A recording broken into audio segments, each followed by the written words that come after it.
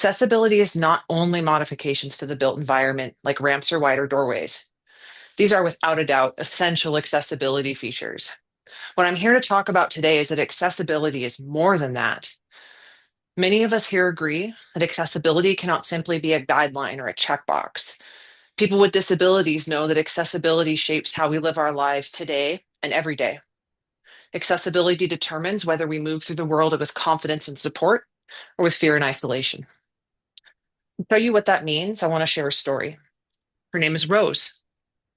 Rose is a fictional person, but her story is built from many truths.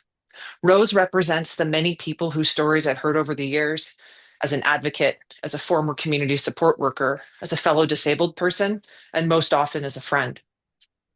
Rose is in her mid 40s. She uses the power wheelchair. She has low vision and lives with bipolar disorder that has been well managed for many years with the right care and medication. Rose is incredibly bright, grounded, and absolutely hilarious. Rose earned a PhD, but she'll tell you she prefers professor to doctor when in the classroom any day of the week. She teaches part time at a local university and sings loudly in her church choir, even when she's off key. Rose knows her neighbors, and they know her. Her life is full, meaningful, and entirely her own. And for years, she lived exactly that life. Rose lived that life until one small human preventable error caused everything around her to wobble. Because when one pillar of accessibility cracks, the others begin to shake under that pressure of uncertainty. Before I continue with Rosa's story, I want you to understand what I mean when I refer to connected pillars of accessibility. Next to me here, you'll see a wheel with 10 spokes around a colorful center circle. Each spoke represents one of the 10 pillars of accessibility.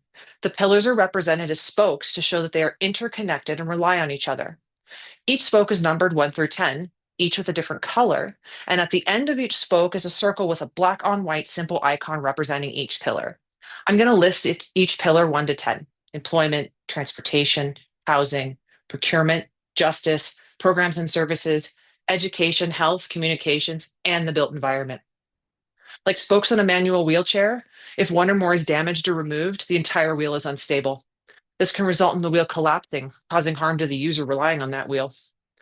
Now let's get back to Rose. One small preventable human error that shook up her life was a one-time medication mistake made by a team with the best of intentions, but didn't fully understand the stakes. And this pushed Rose into a mental health crisis. That moment set off a chain reaction. First responders arrived wanting to help, but they didn't have the training needed to safely support someone who uses a wheelchair, has low vision, and is in psychiatric distress. They had the goodwill, but not the tools. When the crisis passed, Rose learned she couldn't return to her accessible care home, not because she had done anything wrong and not because her long term needs changed, but because the system wasn't flexible enough to support someone through a temporary and avoidable crisis event. They said it was out of their hands, mental health support just wasn't in their mandate, and Rose was deemed a risk, even after she was stabilized, according to her medical team, even though the medication error was completely out of her control. There was no accessible housing available. So Rose stayed in hospital, not because she needed medical care in hospital, but because there was nowhere else for her to go. This is what inaccessibility looks like: a hospital bed standing in for a home. During her stay, a member of her transition team said Rose might lose her power chair, that same chair she used safely and independently for decades. Yet again, Rose was deemed a safety risk, which would affect her housing, this time because of her visual impairment. Imagine being told that the one tool that gives you freedom might be taken away because a policy didn't account for someone like you. Meanwhile, her employer wanted her back. They valued her and understood her worth. But academic calendars don't adjust for housing shortages. The next opportunity for her to return was almost a year away. So she entered the well known maze of disability income support, forms, deadlines, phone waits, caseworkers, all while carrying the fear that the one small mistake could cost her her housing that she didn't even have yet.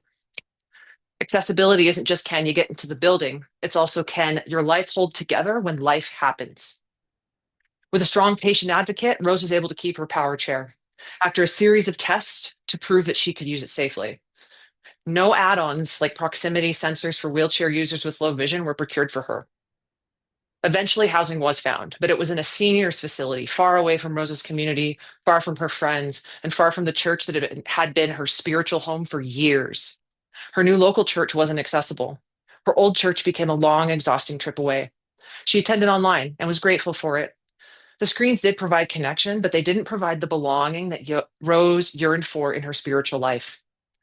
Many people understand that accessibility is physical and mental. Many do not understand that it is also social, emotional, and spiritual all at once. For people with disabilities, accessibility is the difference between living in community and simply living next to one.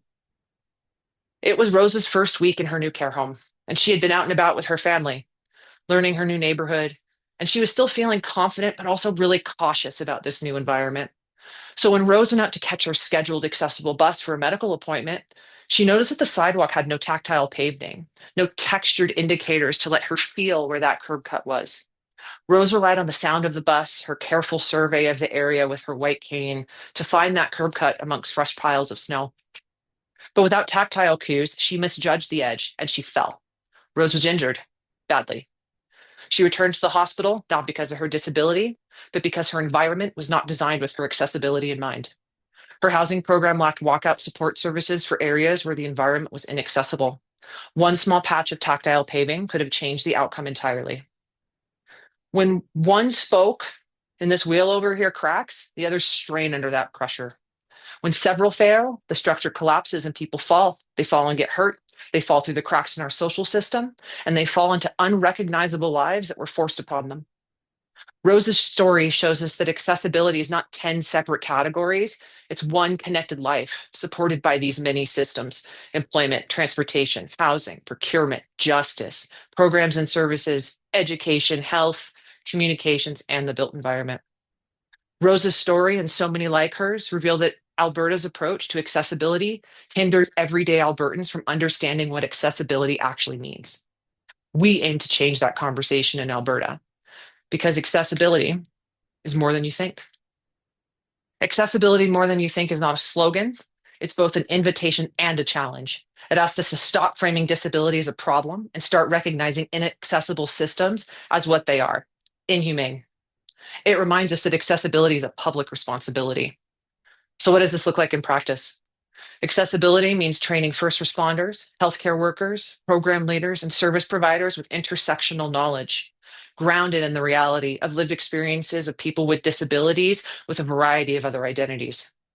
Accessibility means building and managing housing systems that welcome people home after hospital stays. It means designing transportation systems that connect people rather than isolate them.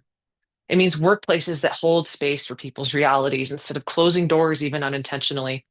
It means infrastructure where no one has to choose between safety and independence or interdependence.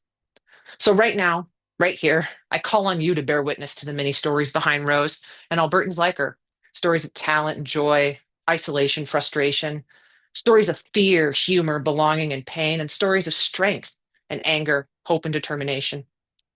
Today, on International Day of Persons with Disabilities, we call on Alberta to recognize that accessibility is not charity, it is not a favor, and it is not optional.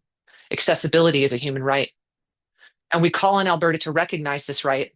We call on Alberta to put a stop to the clawbacks, to rescind the cruel and unusual cuts and changes to disability supports, disability programs, and disability services. Those calls to action are for Rose and all the people who keep pushing through systems that aren't built for us, for the families and friends who support and care for us, for the disability advocates who stay the course, because until something changes, we can only trust our community to hold each other up. Today and every day, and thereafter, until we're successful, we call on Alberta to enact strong and effective accessibility legislation. And we also call on you and on all Albertans to learn more about accessibility and to provide province-wide public support for accessibility legislation.